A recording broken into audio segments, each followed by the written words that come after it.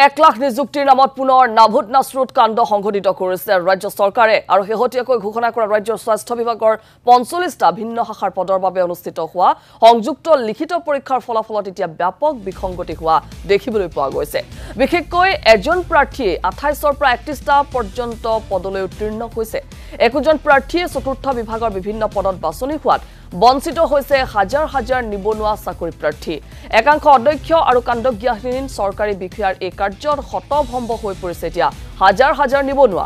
উল্লেখযোগ্য যে অহা 3 আৰু 4 মে'ত এই পদসমূহৰ এপ্টিটিউড টেষ্ট আৰু নথিপত্ৰ পৰীক্ষা কৰা হ'ব আৰু এই ক্ষেত্ৰত কোনো সঠিক ঘোষণা স্বাস্থ্য বিভাগে নকৰাত ক্ষুব্ধ হৈ পৰিছে দল সংগঠন। স্বাস্থ্য বিভাগে 45টা ভিন্ন শাখাৰ পদত আজি নিযুক্তিৰ পৰীক্ষাৰ ফলাফল আসলে ঘোষণা কৰা হৈছিল, কিন্তু দেখিবলৈ পোৱা গৈছে এই পৰীক্ষাৰ ফলাফলত যথেষ্ট বিসংগতিৰ সৃষ্টি হৈছে। 31টা পৰ্যন্ত পদতে উত্তীৰ্ণ হৈছে একেগৰাকী প্ৰাৰ্থী। এক প্ৰকাৰ অধ্যক্ষ অকৰ্মণ্য বিষয়াৰ যি কাণ্ড জ্ঞানহীনতা, সেই কাণ্ড জ্ঞানহীনতাত এতিয়া হতচকিত হৈ পৰিছে প্ৰতিগৰাকী নিবনুৱা।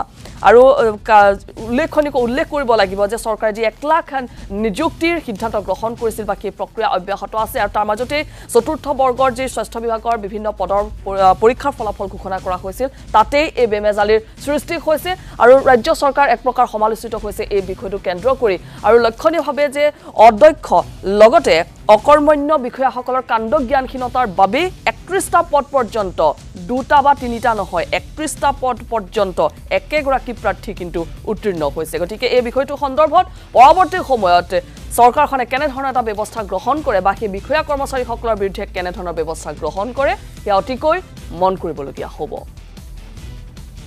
আৰু মুখ্যমন্ত্ৰীৰ এই সন্দৰ্ভত এক ভাষ্য আছে, কি কৈছিল আহক আমি শুনি লওঁ। 9 তাৰিখে আমি অসমত ইনভেষ্টমেণ্টৰ ওপৰত MOU কৰিম। প্ৰায় 10,000 কোটি টকাৰ ওচৰা ওচৰি অসমত নতুন বিনিয়োগ হ'ব, তাৰ MOU হ'ব।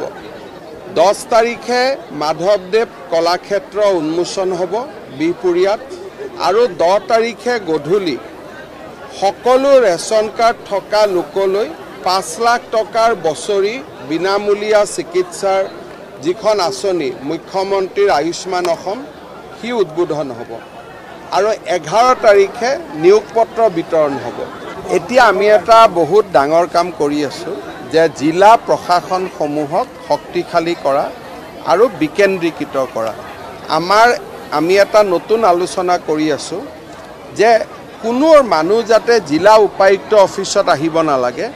জিলা উপায়ুক্ত অফিচটো অসমৰ সকলো সমষ্টিত হয়। কোনো ৰাইজ মাটিৰ পাৰ্মিশ্যনৰ পৰা, বন্দুকৰ লাইচেন্সৰ পৰা, PRCৰ পৰা, NOCৰ পৰা, কিবা ইনকুৱাৰীৰ পৰা, MLAৰ পৰা, আনটাইড ফাণ্ডৰ পৰা কোনো কাৰণতে যাতে DC অফিচত আহিব নালাগে।